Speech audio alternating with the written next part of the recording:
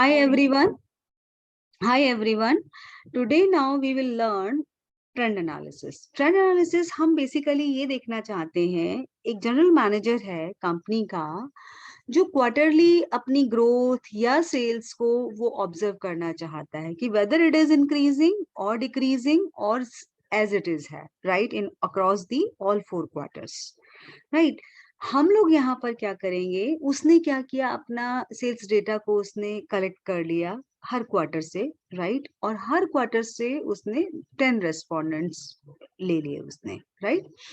तो उसके पास जो टोटल डेटा कलेक्ट हुआ 40 का डेटा कलेक्ट हुआ, राइट। तो क्वार्टरली आप देख लिए, monthly, quarterly, right, 1 represents first quarter means जनवरी टू मार्च। हमने फाइनेंशियल, हमने पूरे होल ईयर को we had divided into 4 quarters and growth we can, तो आई मीन 10 फिगर्स हमने ले लिया हर क्वार्टर से, like 20 30, right, in billions. And second quarter again 10 responses we had observed, and in the third and then in the fourth, right, this is my data. अब मैं ये देखना चाहती हूँ कि यहाँ पर क्या ये ग्रोथ ट्रेंड शो हो रहा है यहाँ पर, वेदर इट इज इंक्रीजिंग और डिक्रीजिंग, राइट। तो इसको अब हम SPSS में रन करेंगे।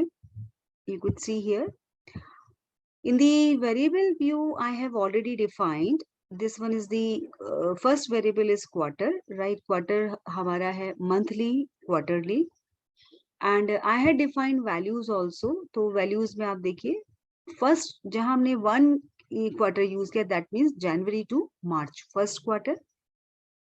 Second means April to June, third quarter means July to September, and fourth quarter means October to December, right. This is my data and this is already I had feed it here. Then we will press OK, and this data is ordinal, right, because there is the number of because we have defined 1 2 3 this kind of quarter we had defined growth that is entirely, it is a numeric growth in billions, right, and yeah, that would be scale we will observe। जैसे हमने last video में discuss किया था, कहाँ हम ordinal लेते हैं, कहाँ हम नॉमिनल पिक करते हैं, कहाँ हम स्केल चूज करते हैं, राइट। डेटा व्यू में हम जाएंगे। डेटा व्यू में now you could see here, यहाँ पर मेरे पास टोटल 40 एंट्रीज आपको नजर आ रही होंगी। आई मीन दो मेरे पास, here is the two, these are the 2 columns और उनके टाइटल्स है क्वार्टर एंड ग्रोथ। और यहाँ पर total 10 each quarter entries you could see here, 10 from first quarter, then second quarter, third quarter and fourth quarter, this total entries are 40। अब हमें basically we would like to know trend analysis, right. उसके लिए हम क्या करेंगे, analyse, compare means में already we did it, हमने one sample t test, independent, paired, one way ANOVA also we did it, right. तो वन वे अनोवा पे हम प्रेस करेंगे। Now there are two variables are here, one is monthly, quarterly and growth तो हमारा dependent variable है, right, क्योंकि हम growth का ट्रेंड देखना चाहते हैं। एंड मंथली, क्वार्टरली जो हमारा we had already selected ordinal data, तो ये हमारा फैक्टर्स है, राइट, मंथली, क्वार्टरली, जिसमें हमने 1 2 3 4 already we have defined, right. Contrast में हम देखेंगे, पॉलिनोमियल को हम क्लिक कर देंगे, राइट, इसको टिक कर देंगे, पॉलिनोमियल, कंटिन्यू करेंगे। ऑप्शंस में हम देख सकते हैं, yes, descriptive I want, yes, homogeneity of variance test also we required, right, we will continue, then we will press okay. तो वन वे अनोवा का ये जो रिजल्ट आया है, डिस्क्रिप्टिव्स में यू कुड सी हियर बहुत क्लियरली डिफाइन किया हुआ है, Jan to March, this is first quarter, right. Second quarter April to June, July to September, October to December, जो वहां लेवल्स में आपने डिफाइन किया था, एवरीथिंग इज है। और हर क्वार्टर में कितनी एंट्रीज है, 10 एंट्रीज आर हियर, राइट। तो total number of the entries are 40। Mean values आपको दिखाई दे रही है यहाँ पर, 33, 43, 70, 86 and total is 58. Standard deviation is here, standard error is here, lower bound, right, upper bound 95% confidence interval level पे minimum value किसमें कितनी है, maximum कितनी है. You could see here in tan, out of these 10 values, minimum value is 20 and maximum 50. In this quarter, minimum value is 10, maximum 65. In this quarter, minimum value is 40 and maximum value 85. And in this value, in this quarter, minimum value 30, maximum is 99. So this is descriptive statistics is already here. Test of homogeneity of variance, right? Levine statistics 0.906, degree of freedom 1, 3, degree of freedom 2, significance is this, right?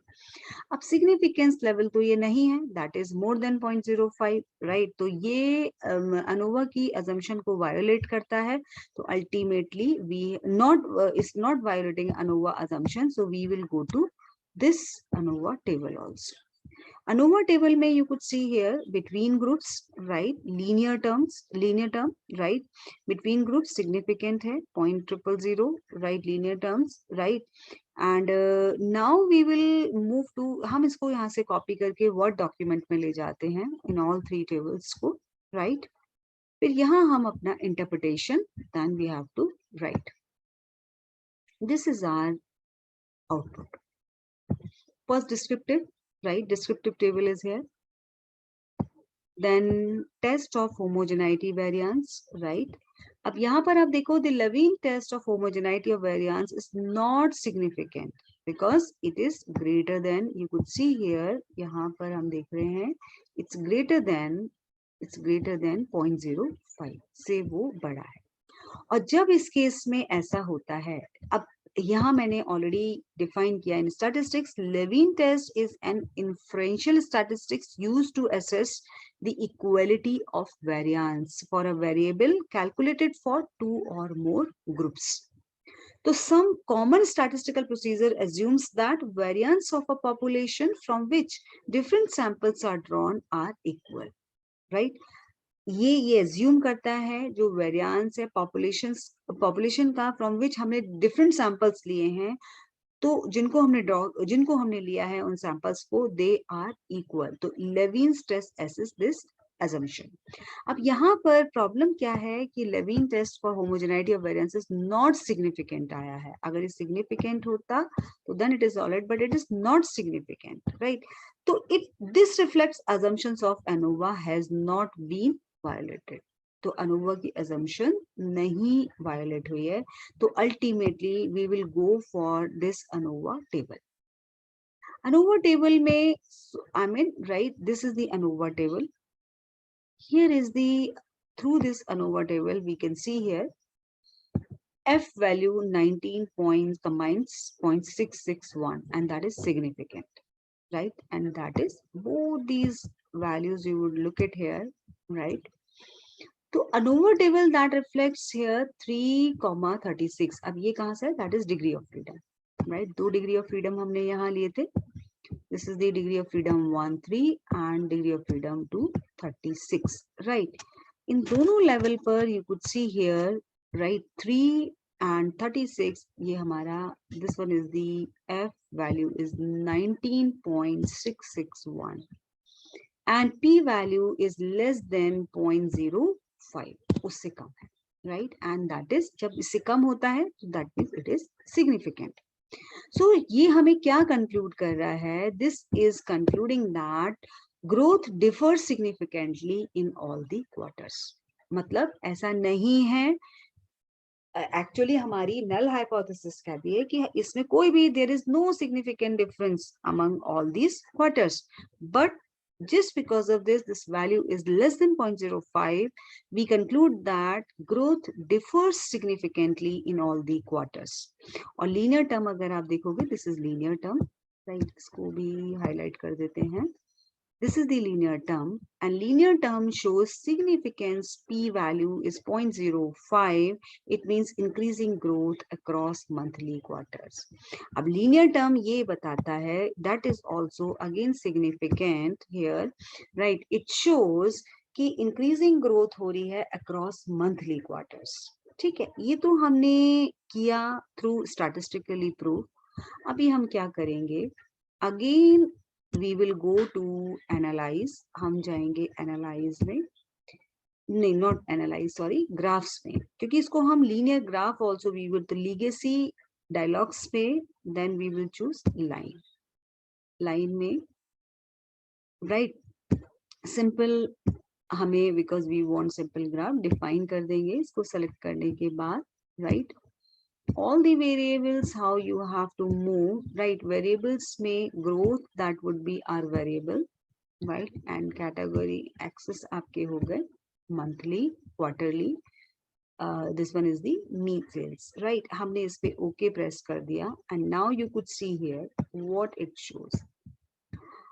आप देखो y axis पे हमने क्या लिया हुआ है, y axis पे that is mean growth in billion, and monthly quarter आप देखेंगे January to March, April to June, July to September, October to December, and it is linear trend, it is reflecting, that means it is growing, that means in all the quarters the growth is reflecting. तो हमने इसको graph point of view से भी हमने इसको यहाँ से copy करके then we will paste in our Word document. हम यहाँ reflect करेंगे इसको.